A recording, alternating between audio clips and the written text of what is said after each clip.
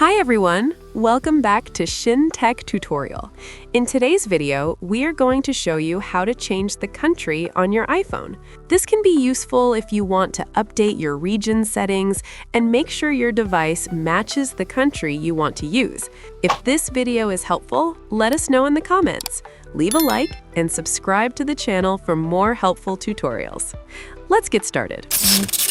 First, open the Settings app on your iPhone.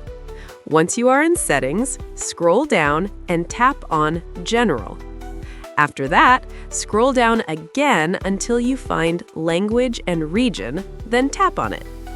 Now look for the Region option and tap there.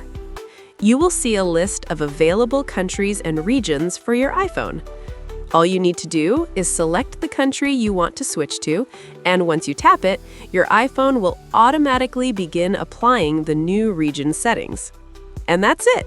Now you know how to change the country on your iPhone. We hope this tutorial was helpful. If you have any questions, feel free to drop them in the comments. Don't forget to like, subscribe, and hit the bell so you won't miss our upcoming tutorials. Thanks for watching Shin Tech Tutorials, and I'll see you in the next video. Bye!